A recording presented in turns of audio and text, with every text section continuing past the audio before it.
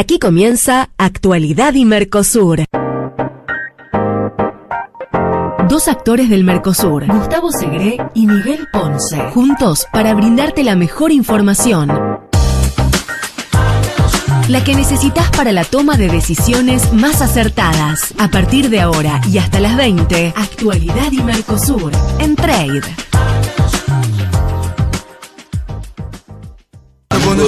Muy buenas tardes, porque ahora sí lo que antes era noches, ya veo que es tardes. Es una tarde negra aquí en Buenos Aires, muy oscura, ha cambiado, ha rotado el viento y del calorcillo casi veranillo que estábamos teniendo, que hizo que todos saliéramos hoy muy desabrigados, ha pegado un viraje y me parece que se nos viene el frío.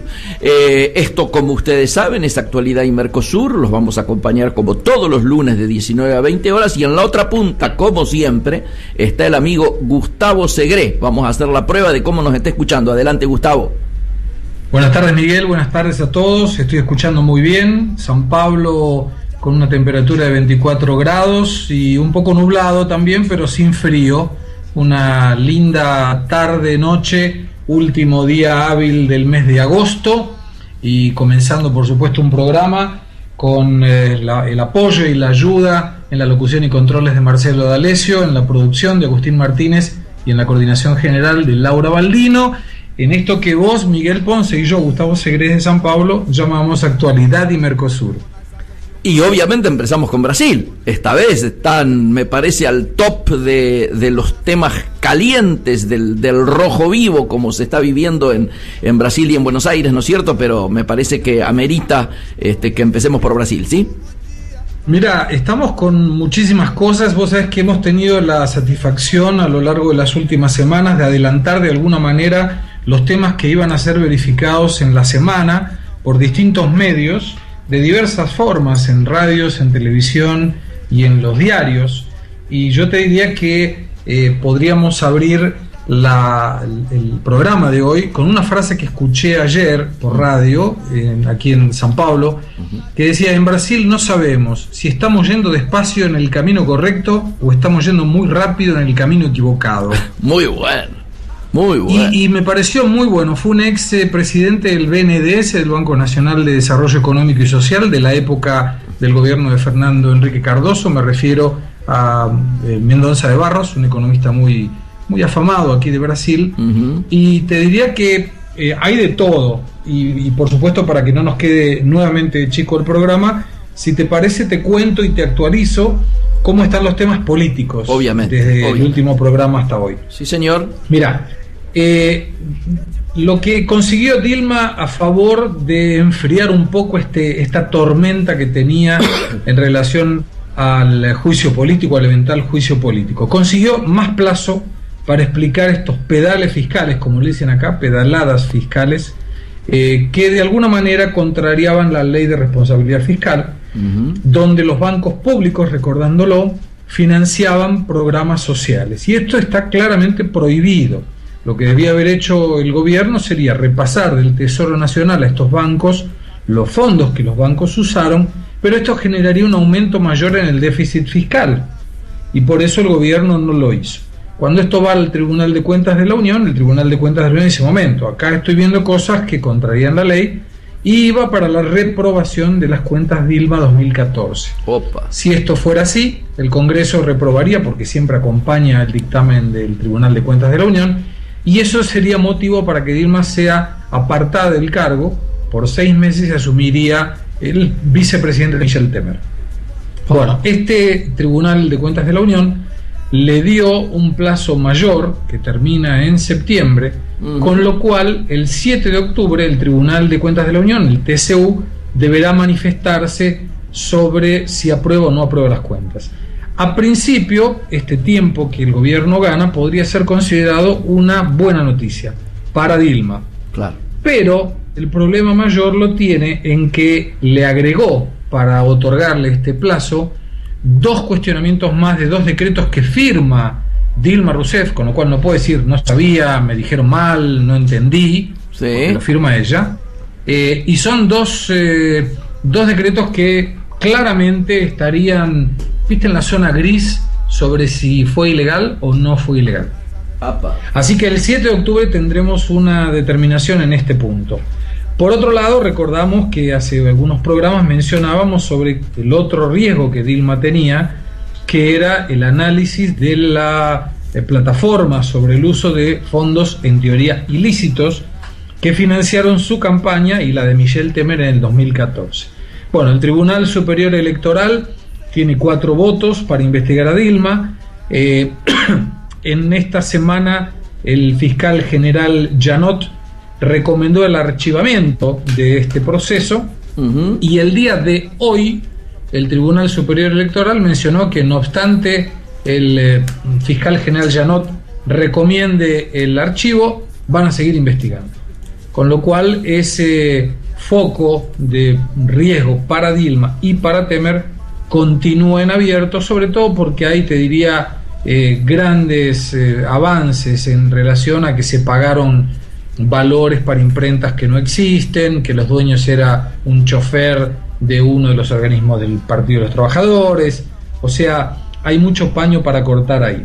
En el último tema de la cuestión política, el fiscal Janot, como lo habíamos adelantado la semana pasada, fue efectivamente confirmado por 2 años más como fiscal general de la Nación y quien tiene a cabo la investigación de todos aquellos que están acusados, por ejemplo, del lavallato, del caso de corrupción de Petrobras, y que tienen foros privilegiados.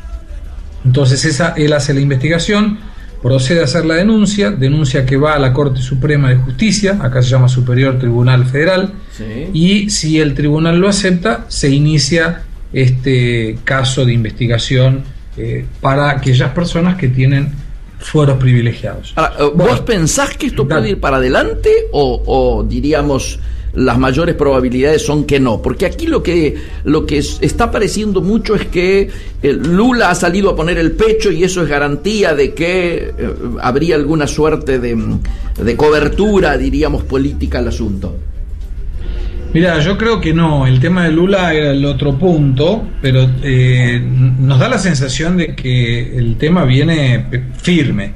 Vos fijate, firme. Bien. Vos fijate que Janot, sí, que conoce mucho, por supuesto, de cómo funciona el ámbito de la fiscalía, acá se llama procurador, ajá, el promotor, ¿no? El que hace las acusaciones, digamos. Uh-huh. En ese caso, él hizo una acusación, una denuncia judicial, que eso ya fue enviado al Supremo Tribunal Federal, del expresidente y actual senador Fernando Collor de Mello, sí, y del actual presidente de la Cámara de Diputados Eduardo Cunha del Partido Aliado. Fueron los únicos 2 denuncias que él hizo, sí, pero él está investigando a 39 políticos, entre diputados y senadores. ¿Por qué se presume que él no hizo las acusaciones todavía? Porque no estaba confirmado en el cargo. Claro.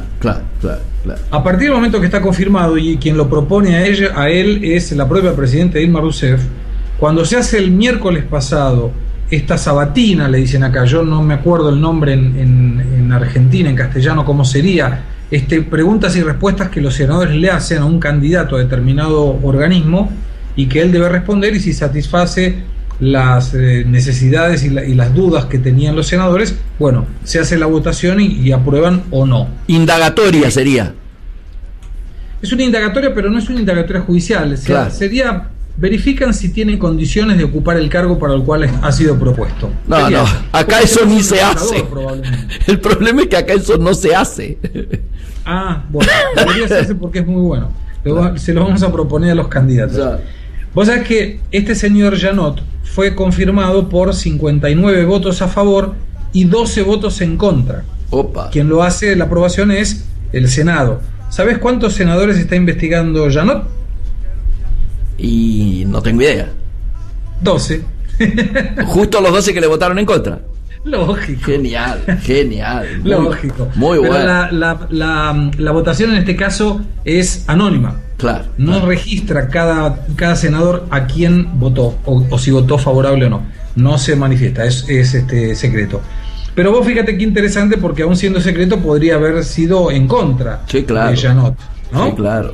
Cuando no se verifica el voto es más fácil votar contra la opinión pública. Claro. Y en este caso fue confirmado. Así que tenemos Janot por 2 años más a partir del 17 de septiembre. y se vienen bastantes nombres importantes por delante en las denuncias. No imagino. Eso lo tenemos rápidamente con el tema político. De la política. Vamos rápido a los temas económicos, que son varios. Sí, señor. El primero, Brasil formalmente está de recesión, Miguel, de nuevo. Sí.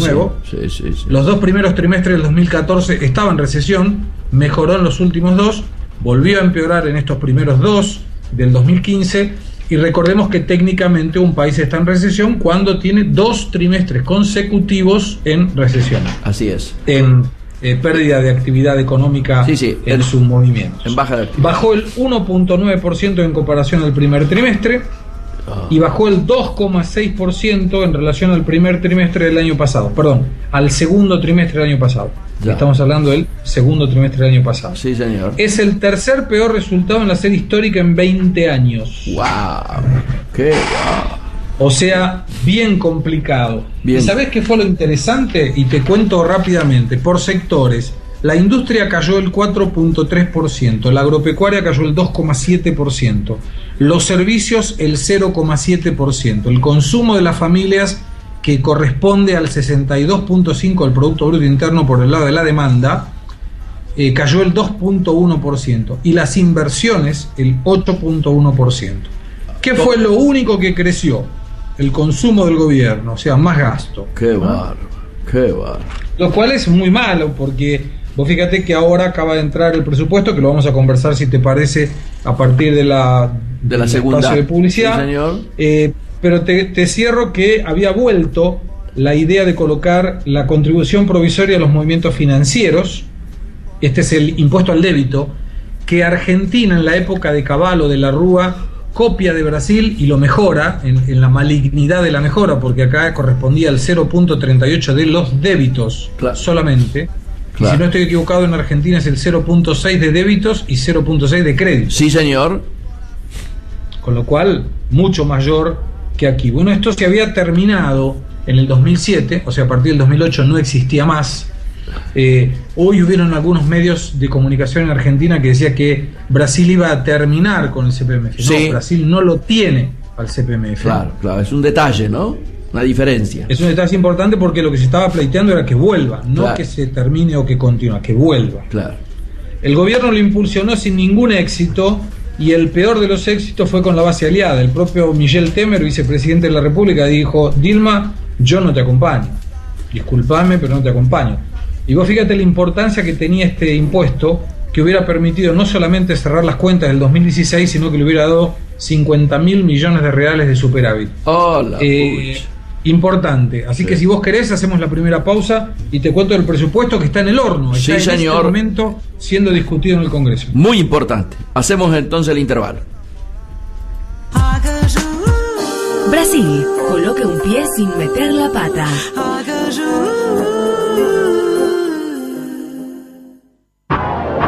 Puertos, transporte, logística, infraestructura. Una radio dedicada íntegramente al sector del comercio exterior. Somos Trade, periodismo de carga.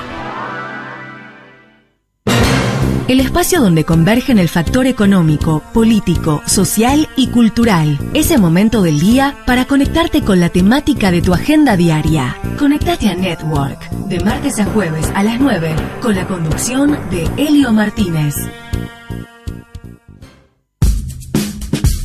Lo que sucede en el mundo de los negocios, la política y la economía desde un enfoque diferente. Todo aquello que no encontrás en los diarios y tenés en la voz de sus protagonistas. Claudio Celano Gómez y Ariel Ferrentino hacen Info 3D. La información en otra dimensión. Todos los viernes a las 9 en la mañana de Trade. Integrate a Miguel Ponce. Los jueves de 16 a 17 te espera con el mejor análisis de la economía y el comercio, integrados en Trade.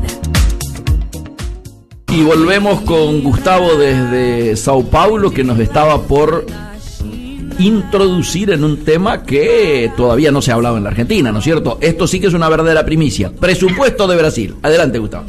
Presupuesto de Brasil 2016, que nos perdone Claudia Leite en su canción Salvador, pero tenemos temas económicos mucho más complicados para hablar. Sí, bueno, te cuento, Miguel, y a quien nos está escuchando, entró hoy, presentado por el ministro Joaquín Levy de Economía y Nelson Barbosa de Planeamiento, el presupuesto 2016 de Brasil en el Congreso Nacional, entra por la Cámara de Senadores, y lo más importante, creo yo, y aquí hay análisis para hacer, yo te diría que es una cuestión de sincerar las cuentas por un lado con el riesgo que esto puede implicar. ¿Y por qué digo esto?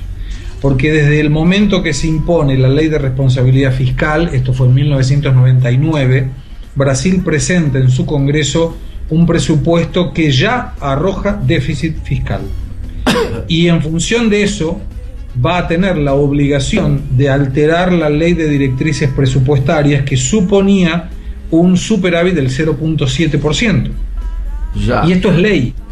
O sea, para que Brasil consiga realmente aceptar el presupuesto, debe cambiar la ley. Vos fíjate qué interesante, Miguel, esto que las cuestiones vinculadas a los gastos está determinado por ley. O sea, Brasil, a través de esta ley de directrices presupuestarias, por ejemplo, no puede generar ningún gasto que no esté previsto en el presupuesto si no tiene cómo justificar cómo lo va a financiar. Qué bárbaro. Eso sí que es una diferencia sustantiva, ¿no?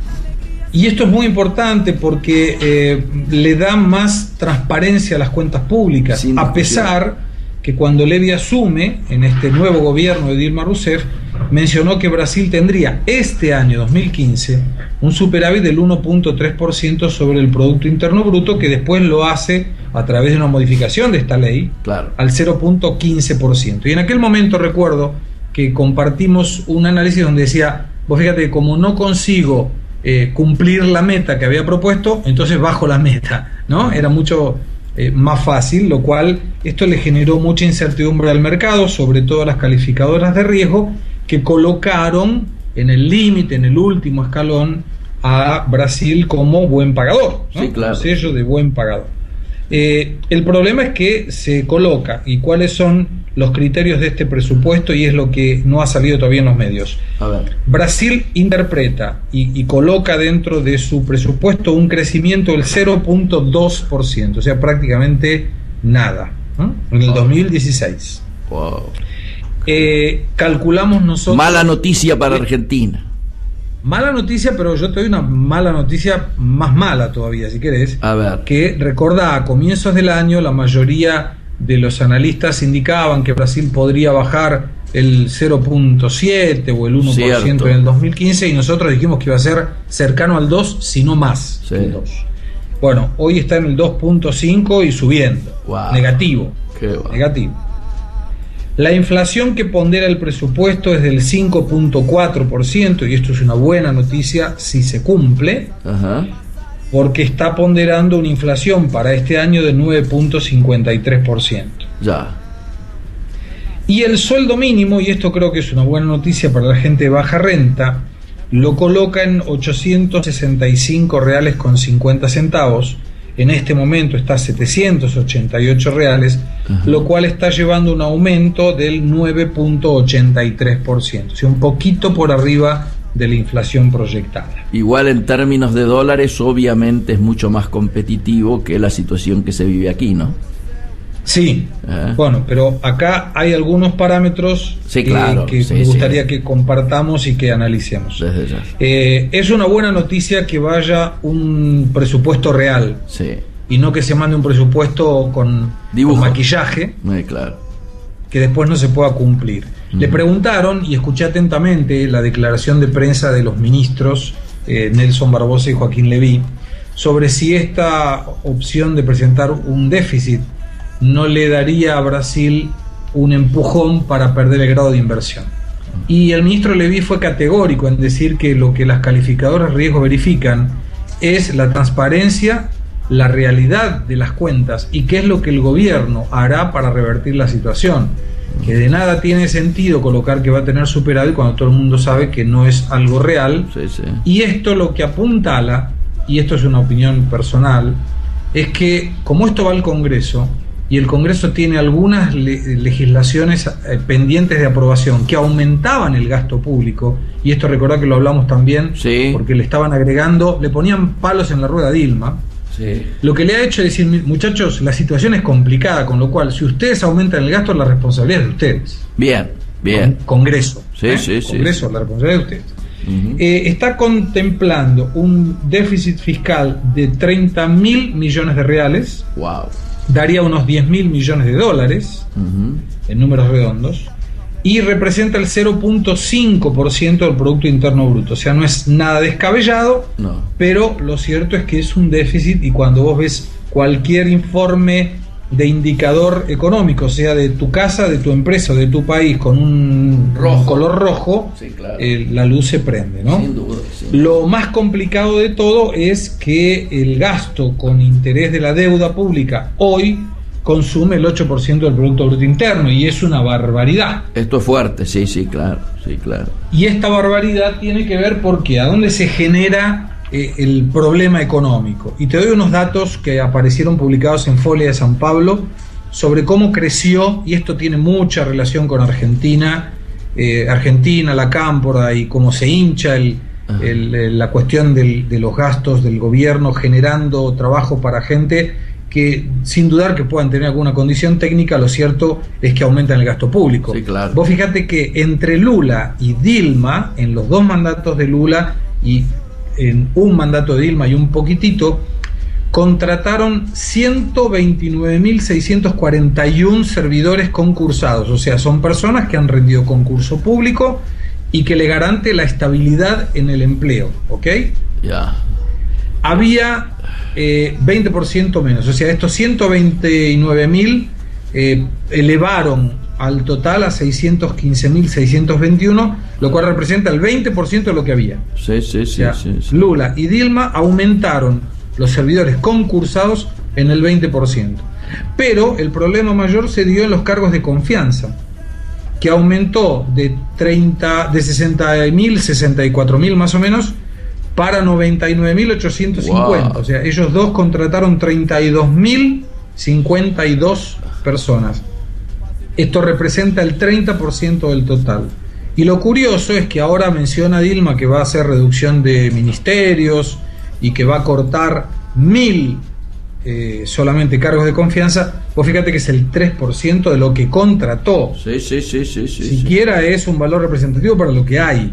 O sea, es solamente el 3% de lo que ella y Lula contrataron. El problema es que cerca del 75% de todo lo que entra por tributos en el gobierno sale para pagar sueldos. Claro. Entonces eso genera un problema muy grave en las cuentas públicas, por supuesto, ¿no? Obviamente. Bueno, y por último te diría que analizando los indicadores, y esto es una cuestión bastante trágica, vos fíjate cómo se han deteriorado los indicadores muy rápidamente. Fíjate que el 2 de marzo, y esto es un dato de una fecha aleatoria, tomé marzo, que no era justamente Dilma recién asumida, pero nos da más o menos un intermedio entre el inicio del gobierno y ahora, mes 3. Sí. La tasa Selic estaba 13%, hoy está 14.25%, lo cual esto le genera un aumento al propio gobierno porque los intereses de la deuda van vinculados con la tasa de interés. Claro. Y esta tasa de interés, al haber aumentado, corroe la demanda porque la gente compra menos porque la cuota le queda más cara. Sí. El dólar estaba 2.91 reales por unidad. El cierre de hoy 3.627. Oh. La proyección, fíjate este dato, la proyección en marzo de la caída del Producto Interno Bruto en el 2015 era de 0.57%. Sí. Hoy está en el 2.15%. Todo agravado, Gustavo, ¿no? Estamos hablando en 4 meses. Qué va. Bien. Y la inflación, que era del 7.45% en marzo, hoy ya está en la proyección del 9.54%. Claro. Impresionante. O sea, se hace imperioso que, por supuesto, Brasil mejore sus colocaciones. Y ahora te doy una comparación de cuando Dilma arranca con su primer mandato, 2010. El desempleo en el 2010, 6.7%. El desempleo hoy, reciente aviso, la semana pasada, 8.55, o sea, empeoró el índice de desempleo. Déficit en cuenta corriente era del 2.2%, está en el 4.4%. Wow, el doble. Superávit en la balanza comercial 2010, 20.300 millones de dólares. 2014 terminó en equilibrio prácticamente. Lo único que es una buena noticia para aquellos exportan, porque al haber el dólar desvalorizado tanto, naturalmente hoy está mejor. La cuenta económica está mejor, estaba con un superávit de 4.000 millones más o menos a este momento. Y la cotización del dólar, mirá esta cotización, diciembre del 2010, 1.66. 31 de agosto del 2015, 3.627. ¿Qué tal? El doble. El doble. Me sigue quedando, y si después lo podemos hablar el programa que viene si querés, y si no lo compartimos dentro de las cuestiones de Argentina, ¿por qué a Brasil no le conviene el Mercosur? No, yo digo que hagas un adelanto, por lo menos en estos 5 minutos, un adelanto me parece más que importante. Bueno, yo tomé aquí la exportación brasilera y la importación brasilera por bloques económicos. A ver. Y vos fíjate que tenés enero, julio del 2015. Sí. Total exportado por Brasil, 112.862.205 dólares. Sí. Estamos hablando de 112.000 millones de dólares. Sí, sí. ¿Cuál es el primer mercado? Por bloques, Asia. No incluyendo a Oriente Medio, le exporta 38.022 millones de dólares. Sí. Unión Europea, segundo mercado, 20.400 millones de dólares. Estados Unidos, incluyendo Puerto Rico, 14.172 millones de dólares.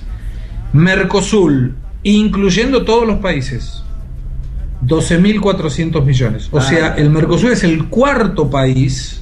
Sí, el cuarto área, el cuarto bloque. A las exportaciones brasileñas. En importancia, ¿quiénes son tus principales clientes?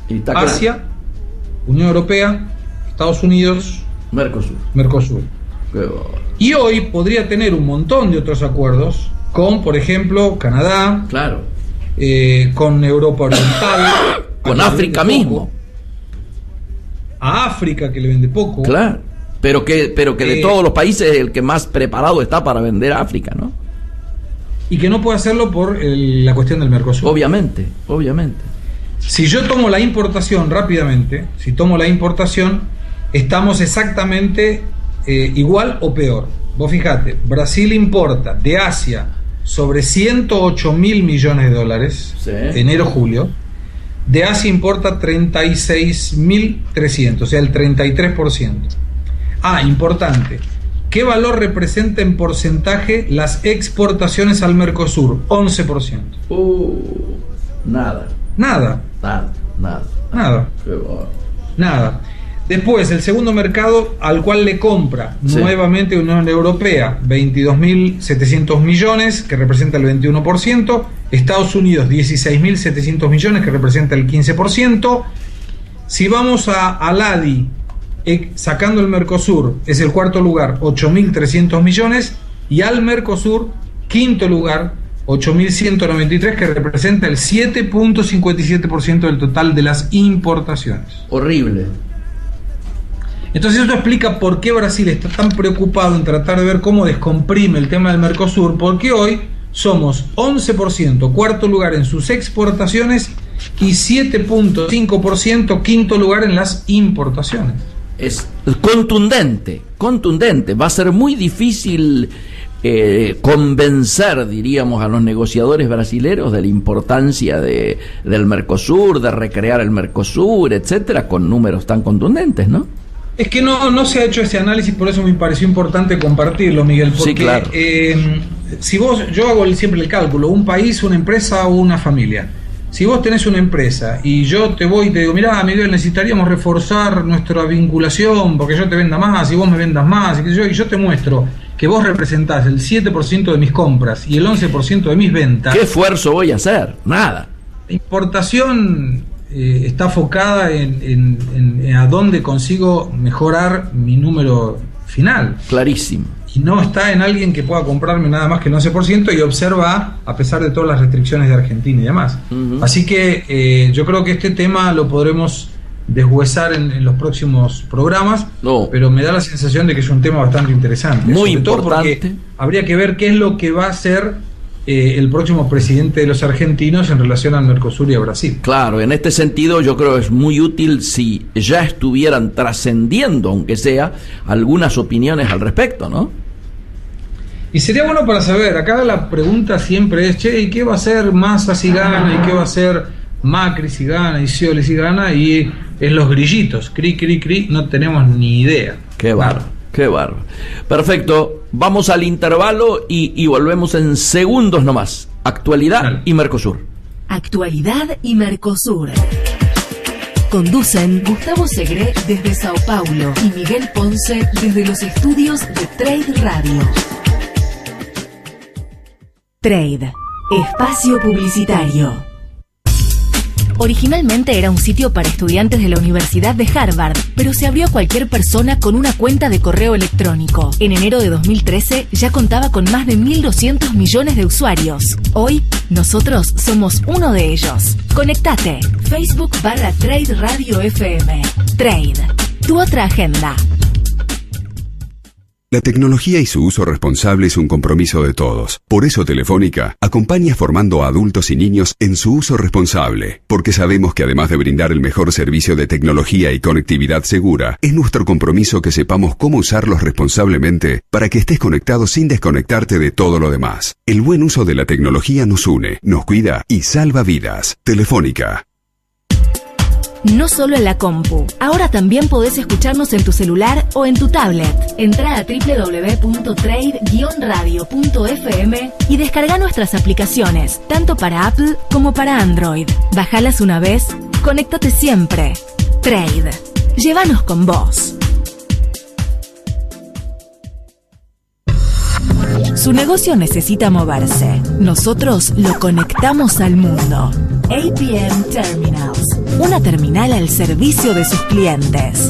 www.apmterminals.com.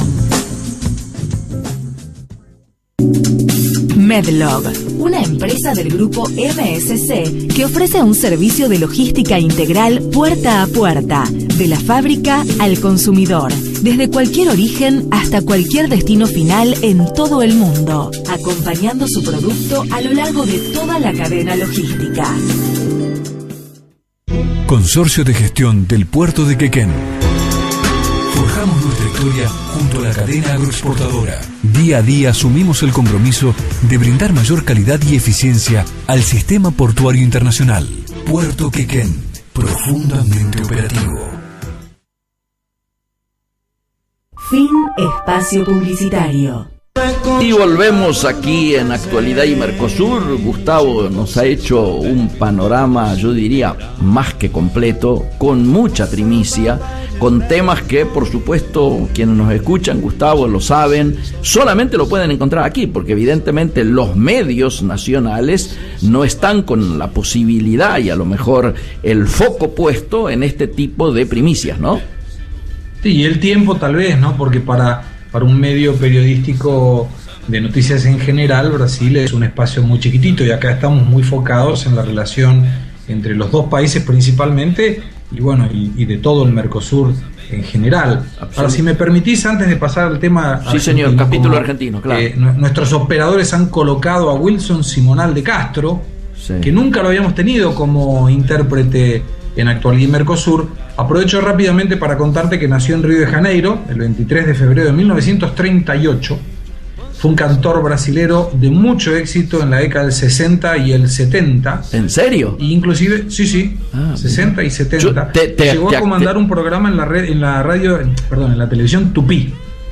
Bueno, bien. Después bien. Tuvo 2 programas en la televisión Record y bueno, muy principales sucesos: Balanço Zona Sul, Lobo Bobo, Mamá pasó azúcar en mí, No ven que no ten, que es una frase muy famosa de acá. No ven que no ten sería, no vengas a buscarme que no vas a conseguir nada, ¿no? Interesante.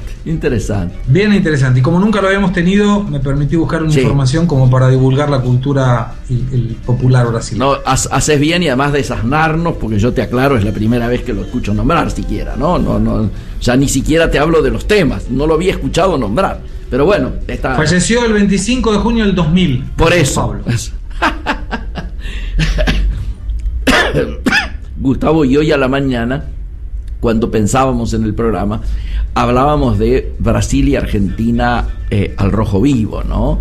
Porque claro, la situación que vos has descrito de Brasil, que lógicamente tiene que generarnos preocupación desde el lado brasilero y en su impacto con Argentina, viene solamente a, yo diría, agudizar algo que ha ido adquiriendo cada vez más visibilidad en las últimas semanas y que tiene que ver con esta situación que atraviesa el Banco Central y su impacto en la economía real. Paradójicamente nos tiene también como protagonistas, porque en este concurso que tenemos tácito de primicias, bueno, me tocó dar una primicia públicamente, que es la particular situación de las DEJAIS, ¿no es cierto?, las declaraciones juradas anticipadas de importación, que están siendo pendientes por un lado, y por otro lado las que se necesitarían simplemente para que el funcionamiento de la economía real se mantuviera, ni siquiera estamos diciendo mejorar.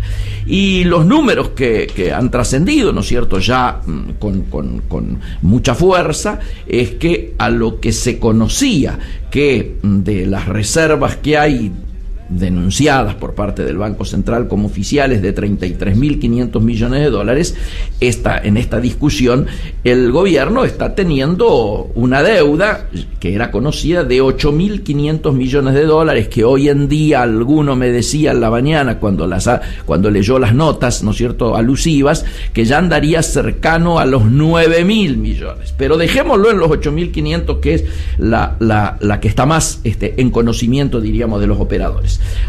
Esto tiene además un agregado, que es una suerte de pasivo oculto, que hay unos 6.000 millones, algunos dicen 7.000, de declaraciones juradas que están en parte a la espera de ser aprobadas por la Secretaría, y en parte ese número se completa con las que potencialmente son necesarias, insisto, solamente para el mantenimiento de los actuales niveles de actividad, y que por lo tanto ha trascendido como que serían de pronta presentación, las que debieran presentarse ya.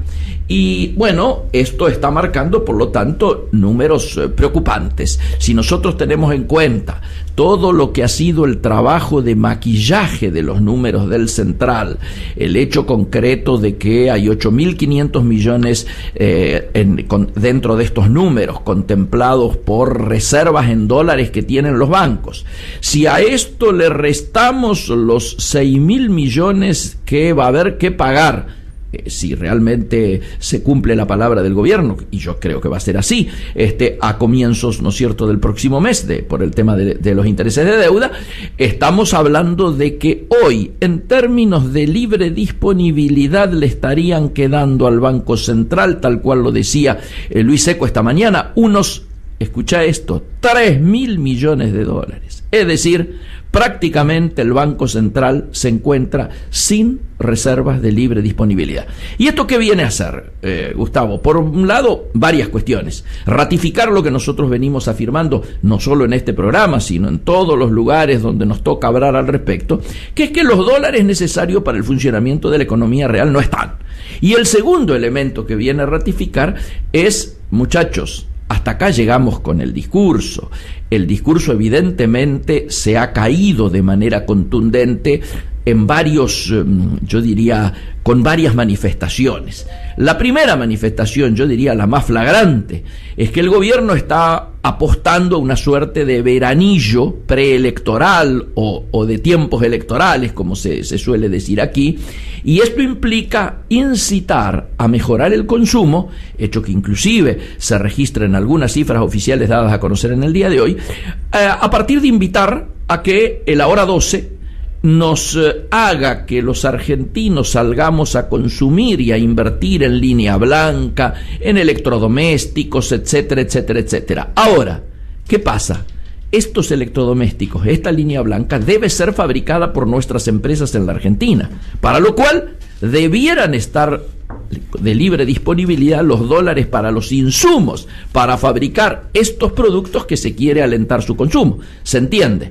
Y esto es lo que hoy no está ocurriendo. Ya tenemos manifestaciones muy concretas de la crisis, hay parates y despidos en economías regionales, las vinculadas a la fruta del Alto Valle, pero también ha cerrado el frigorífico Néstor Kirchner.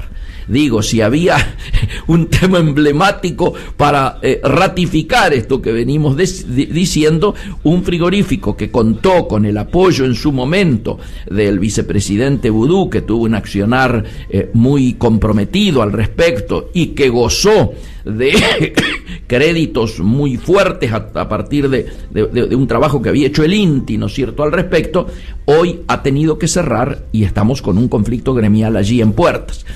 La otra situación que nota claramente esto que hablábamos del discurso es que veníamos con un determinado nivel de actividad hasta las PASO. Un determinado nivel de disponibilidad de divisas, básicamente para la actividad productiva, ¿no es cierto?, pero también para esto que se denomina dólar ahorro, ¿no es cierto?, que luego se transforma en dólar puré, o sea, el que compras a valor oficial y se vende en el mercado negro al valor blue, ¿no es cierto?, que permite que muchísimos empleados en relación de dependencia cobren su sueldo al día siguiente, lo cambien comprando estos dólares oficiales en función de la disponibilidad que la propia FIP determina del monto que podés comprar, proporcional a tus ingresos, y luego salgan en los días siguientes, ¿no es cierto?, y a medida que las necesidades lo van así haciendo en función de los vencimientos cotidianos que tienen, lo van colocando, ¿no es cierto?, en el mercado negro. Ahora, al día siguiente de las PASO se redujo a un 30% esta disponibilidad de divisas que estaban manejando los bancos comerciales. Y bueno, algunos dicen que la semana pasada prácticamente no hubo operaciones comerciales en términos de comercio exterior, precisamente por esta situación, que obviamente se define en el argot cotidiano de la banca comercial como que el día suele empezar con una frase de un llamado de algún operador del Banco Central diciendo a la banca comercial: hoy no me jodas. ¿Qué quiere decir esto? Te autorizo vender los dólares que compres. Una suerte de nuevo 1 a 1. No el que conocimos, aquel de Moreno, de 1 para exportar, para poder importar 1, sino que aquí es el dólar que logres comprar, lo podés vender, sea para dólar ahorro, sea para pagar importaciones. Y en esto estamos. Y bueno, parecía importante compartir esto también con nuestros oyentes, ¿no? Ahora, ¿qué cosa me dejó preocupado? El tema que creo inclusive que el propio posible futuro ministro de Economía, caso Scioli llegue a ganar, había mencionado que realmente no habían reservas reales en el Banco Central y que esto se está corroborando, ¿no? Sí, sí. Papelitos. Cada vez más aumenta esta creencia, y por eso quienes estamos empapados de la problemática del comercio exterior estamos mirando con mucha preocupación qué va a pasar estos meses. Aquí resulta imprescindible el retorno a los mercados internacionales. Yo sé que hay una sensación de que en términos electorales se va a hacer la plancha, ¿no es cierto?, y nada va a cambiar hasta el momento, ¿no es cierto?, de la elección definitiva, pero aparece como muy complicada la situación. Lógicamente nadie quiere hacer terrorismo económico ni dramatizar las situaciones, pero aún buscando desdramatizar el cuadro de situación, tenemos que decir que es como que se está agotando el tiempo de los maquillajes, como que cada vez se hace más difícil sostener un discurso que vos lo sabés, ha sido hegemónico hasta ahora y que impedía, yo diría, cualquier análisis crítico que pusiera en duda las definiciones centrales de lo que ha sido la política económica del ministro Kicillof, ¿no es cierto? Todo aquel que aparecía cuestionando esta situación era rápidamente acusado de funcional a los buitres, y entonces, claro, allí se acababa la discusión, ¿no es cierto? Nadie, o pegado a las políticas de los 90, buscando un retorno a la vida. Y esto ha inclusive entrado en el debate que hoy tiene ocupado a los industriales de cara al festejo del Día de la Industria, donde algunas voces ya han salido a manifestar estas diferencias, ¿no es cierto? En el día de hoy se conocieron declaraciones del expresidente de la UIA, de Mendiguren, alertando de que los ajustes no son lo que hoy los empresarios están necesitando, sino que están necesitando que vuelvan a surgir políticas que generen dólares reales. Esto quiere decir volver con políticas activas a situaciones que hemos conocido por lo menos algunos años atrás. Nos vamos ya al intervalo, al último intervalo del programa de hoy y retornamos. Dale. Mercosur, la información más estratégica con los mejores protagonistas. Gustavo Segre y Miguel Ponce.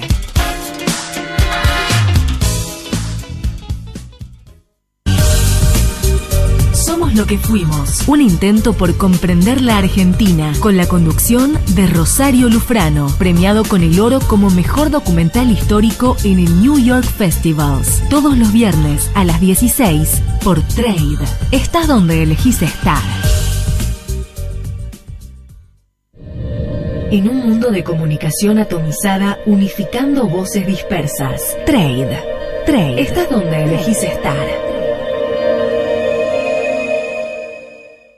Y esto sí lo conocemos, Toquinho es otra cosa. Nos querías entretener con desconocidos. Esto es Toquinho. Qué grande. Bueno, estábamos, Gustavo, en el cuadro de situación, y yo creo que amerita que intercambiemos alguna información sobre la política, porque estamos en meses políticos, estamos en un año político, y están ocurriendo, diríamos, definiciones, ¿no es cierto?, diariamente en relación a cuestiones que se van poniendo al rojo vivo. Lo de Tucumán... Eso te iba a preguntar, claro. ¿Cómo estaba lo de Tucumán? Y está muy delicado. En estos momentos está empezando la, enésima concentración en la Plaza Independencia, ya ahora sí para exigir la realización de nuevas elecciones, lo que implica la anulación de los comicios. Esto es un tema muy difícil, muy delicado, no tiene antecedentes a nivel país, y creo que está marcando claramente un punto de gravedad al que me parece nadie tenía previsto que se iba a llegar. Es decir, esto que empezó con algún nivel de situaciones que eran miradas con preocupación la propia noche del escrutinio. Esto que había hecho de que todo el mundo pensara que la sangre no iba a llegar al río porque el candidato presidencial del oficialismo se había retirado declarando ganador, ¿no es cierto?, al candidato oficial, a Mansur, y sin embargo diciendo que, bueno, las elecciones eran válidas.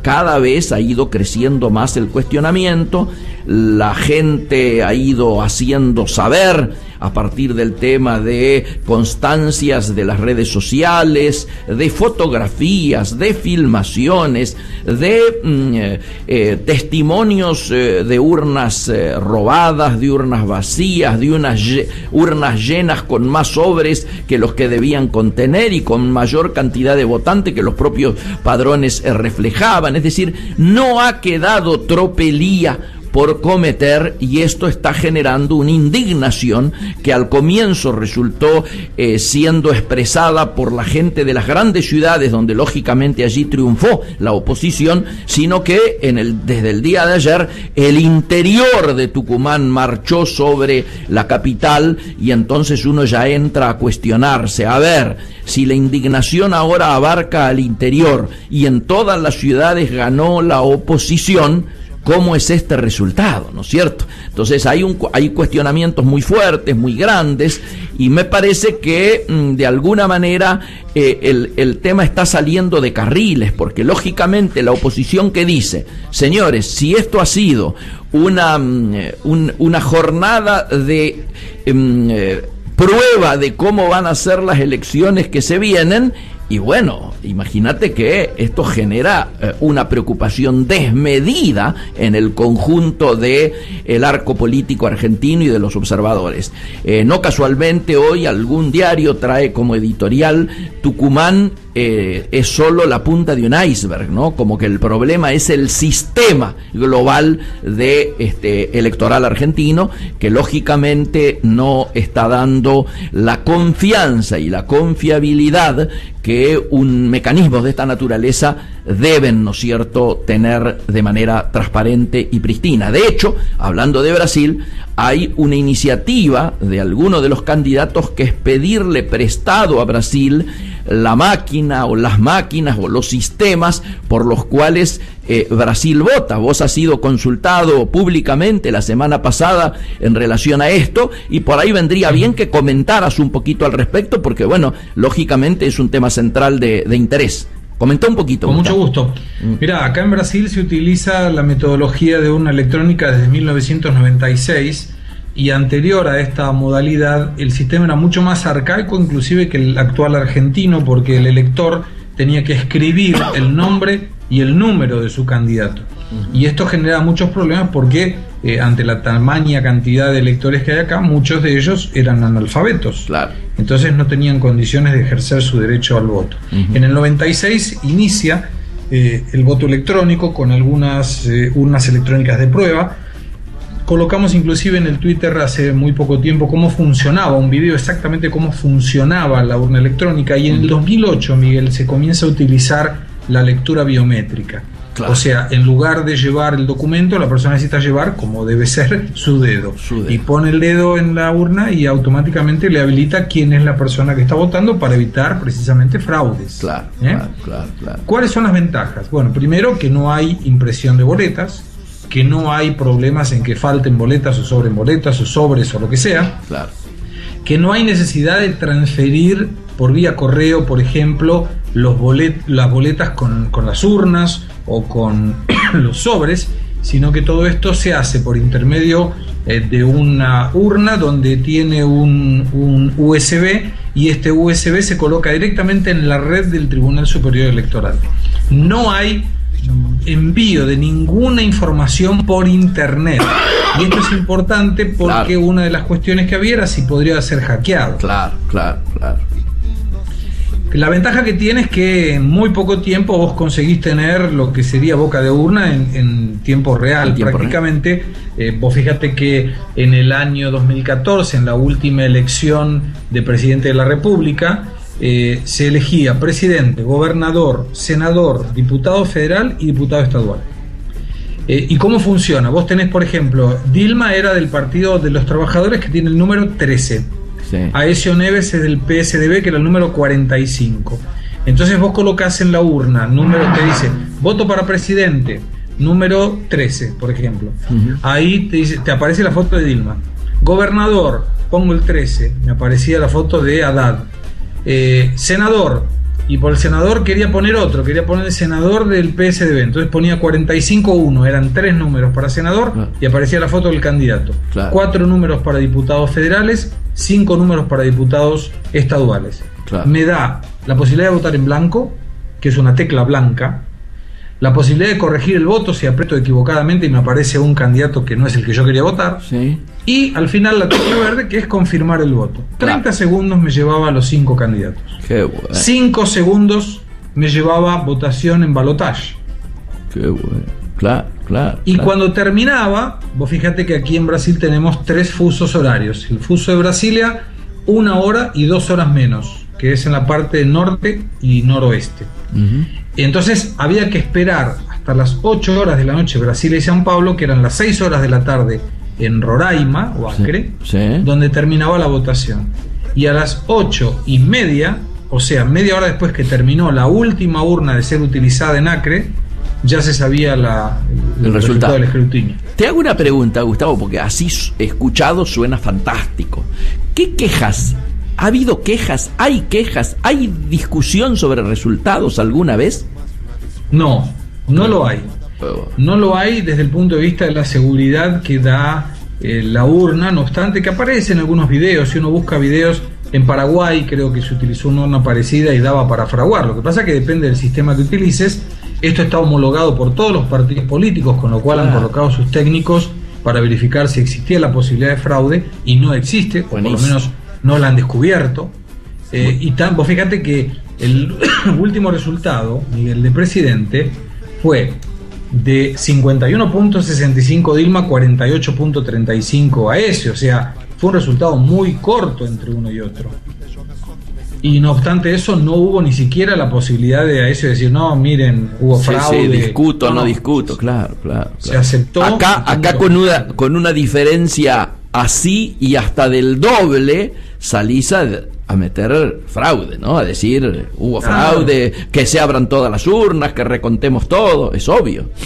Y son sistemas interesantes, Miguel, porque además, en el caso hay que utilizar electricidad, pero las urnas tienen también batería, caso se corte la luz, o en algunos lugares como en el medio del Amazonas, que no hay la posibilidad corriente eléctrica, colocar el enchufe en ningún árbol, entonces tiene que votar por esa metodología. Y el riesgo de error en las urnas fue ínfimo, el 0.2% del total de urnas. Estamos hablando de 140 millones de electores, 5.500 municipios, o sea, es un ámbito geográfico enorme y donde realmente no ha habido ningún tipo de reclamación por parte de nadie, ni de quien ganó, por supuesto, pero tampoco de quien perdió. Bueno, me parece excelente tu aporte, excelente poder brindarle a quienes nos escuchan esta posibilidad de que se conozca que hay otras alternativas frente a un tema de la gravedad como el que nos tiene ocupados prácticamente todos los días en este tiempo.